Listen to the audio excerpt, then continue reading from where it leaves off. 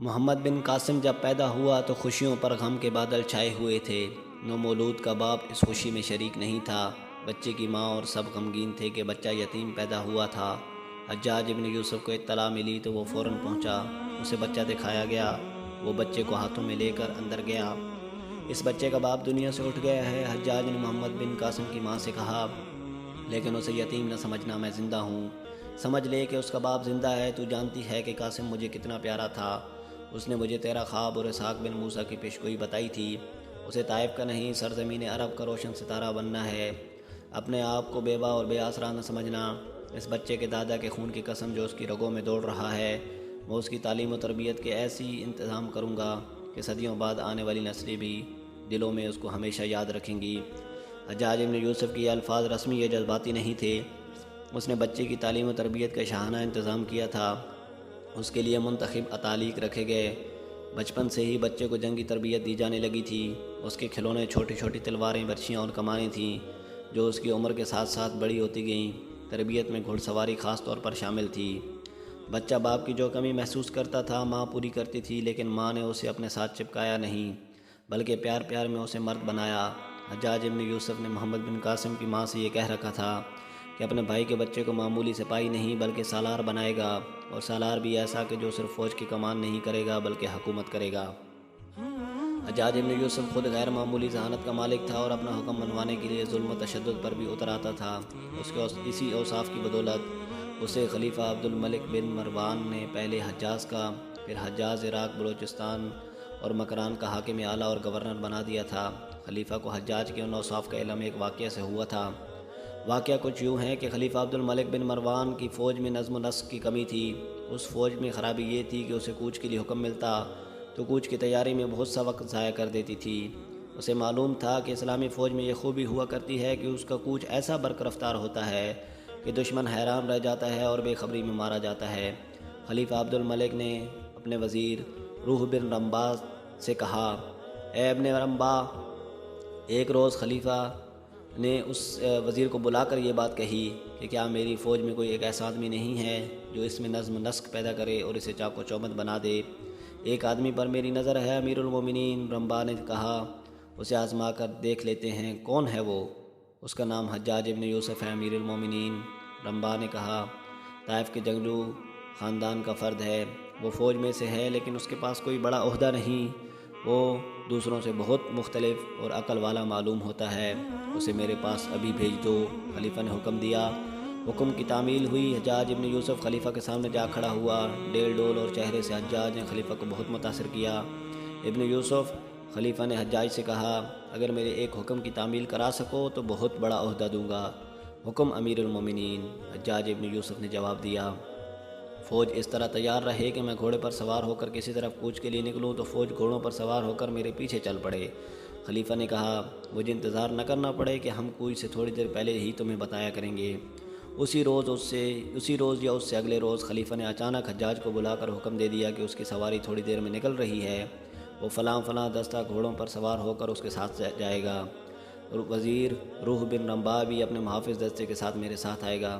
خلیفہ نے کہا، یہ غالباً حجاج کا امتحان تھا۔ فوج خیموں میں تھی۔ حجاج ابن یوسف مطلوبہ دستوں کے خیموں میں گیا اور اعلان کیا کہ امیر المومنین کی سواری نکل رہی ہے اور دستے جنگی تیاری میں گھوڑوں پر سوار ہو جائیں۔ حجاج نے دیکھا کہ وزیر اپنے خیمے میں موجود ہی نہیں اور 2-3 کمانڈر بھی اپنے خیمے میں نہیں تھے۔ سپاہی سیاسی گپ شپ لگا رہے تھے، بعض کھانا پکا رہے تھے۔ انہوں نے جیسے ہی اعلان سنا تو ان پر کوئی اثر نہ ہوا۔ حجاج چلاتا پھرتا رہا لیکن کسی کے کانوں پر جوں تک نہ رینگی۔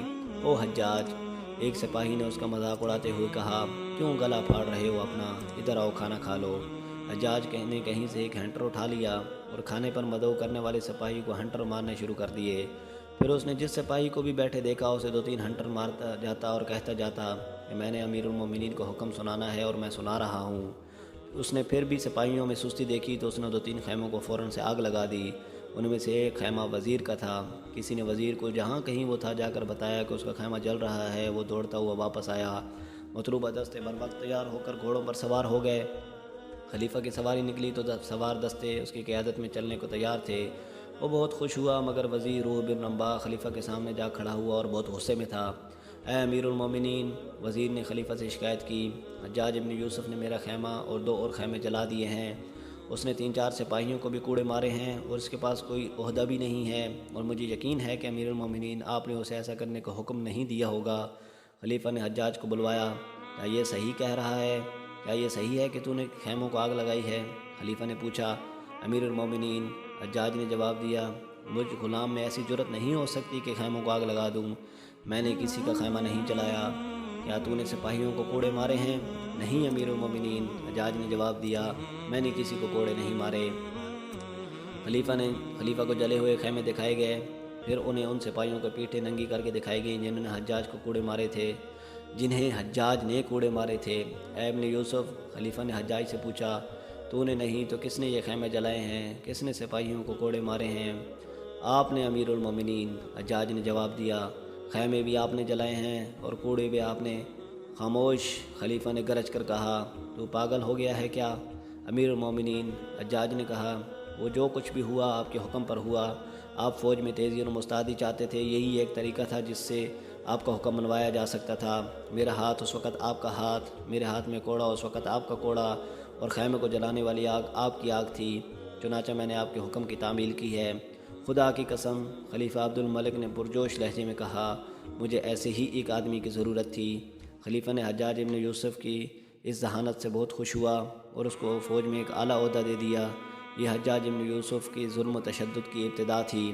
یہ تھا حجاج ابن یوسف، اور یہ تھی اس کی ذہانت، اور یہ تھا اس کا کردار، اور یہ تھا حجاج ابن یوسف جس نے اپنے بھائی قاسم بن یوسف کے بیٹے محمد بن قاسم کی تعلیم و تربیت اپنے ذمے لے رکھی تھی اور بچے کو ایک خاص سانچے میں ڈھال رہا تھا۔ 705 عیسوی میں خلیفہ عبد الملک بن مروان فوت ہو گیا تو اس کا بڑا بیٹا خلیفہ ولید بن عبد الملک مسند خلافت پر بیٹھا، اور اپنے باپ جیسا ذہین اور مدبر نہیں تھا۔ یہ اس کی خوش نصیبی تھی کہ اس کے باپ نے بغاوتوں اور سرکشیوں کو دبا دیا تھا، خارجیوں کا گلا بھی گھونٹ دیا تھا۔ اس کے علاوہ فوج میں قتیبہ بن مسلم، موسیٰ بن نصیر اور مسلم بن عبد الملک جیسے نڈر اور منجے ہوئے سیاستدان اور سالار موجود تھے۔ نئے خلیفہ کی سب سے بڑی خوش نصیبی یہ تھی کہ اسے حجاج ابن یوسف جیسا جابر اور دانش مند مشیر بھی حاصل تھا، جو بہترین منتظم اور تجربہ کار سالار بھی ہے، اور وہ تمام مشرقی علاقوں کا گورنر بھی تھا۔ حجاج نے خلیفہ ولید بن عبد الملک کی کمزوریوں کو بھانپ لیا تھا۔ اس نے خلیفہ کی کمزور رگوں کو اپنے ہاتھ میں لے لیا اور اس پر چھا گیا۔ کچھ وقت بعد ایک بار حجاج ابن یوسف طائف گیا۔ وہ ایک عرصہ کے بعد طائف گیا تھا۔ محمد بن قاسم کی ماں کو جب اس کے آنے کی اطلاع ملی تو وہ فوراً حجاج سے ملنے اس کے گھر چلی گئی۔ تو خود کیوں چلی آئی؟ حجاج نے اپنے مرحوم بھائی کی بیوہ کو دیکھ کر کہا، کیا تو یہ سمجھتی تھی کہ میں تیرے گھر نہیں آؤں گا؟ میں تجھ سے نہیں کہوں گا کہ میرے بھائی کی امانت مجھے دکھا، کہاں ہے محمد؟ میں نے خود اسے دیکھنے آنا تھا۔ اللہ میرے بھائی کو اپنی رحمت میں رکھے۔ محمد بن قاسم کی ماں نے کہا، میں نے اسے نیا گھوڑا لے کر دیا ہے۔ پہلے وہ ایک بھلے مانس سے گھوڑے کی سواری کرتا رہتا تھا، اب جو گھوڑا اسے لے کر دیا ہے کوئی شاہ سوار ہی اس کی سواری کر سکتا ہے۔ محمد بن قاسم اب جوان ہو گیا ہے، اسے اب جنگی گھوڑے کی ہی سواری کرنی چاہیے۔ وہ گھوڑا لے کر تو نکل گیا ہے، اللہ کرے گھوڑا اس کے قابو میں رہے، بڑا ہی کوئی زبردست گھوڑا ہے، اللہ کرے وہ گرے۔ حجاج نے کہا، اسے گر کر اٹھنے کی تربیت ملنی چاہیے۔ شاہ سوار گھوڑے کی پیٹھ پر نہیں، گھوڑے کے قدموں تلے آ کر بنا کرتے ہیں۔ اور سن میری بہن، اگر وہ گر کر واپس آیا تو اسے سینے سے نہ لگا لینا، اس کا خون بہہ رہا ہوا تو اپنی اوڑھنی پھاڑ کر اس کے زخموں پر نہ باندھ دینا، اس پر ممتا کا خمار طاری نہ کر دینا، اسے اپنا خون دیکھنے دینا اور اسے بتانا کہ یہ خون کس کا ہے۔ میں ابھی اسی وقت تیرے گھر آ رہا ہوں۔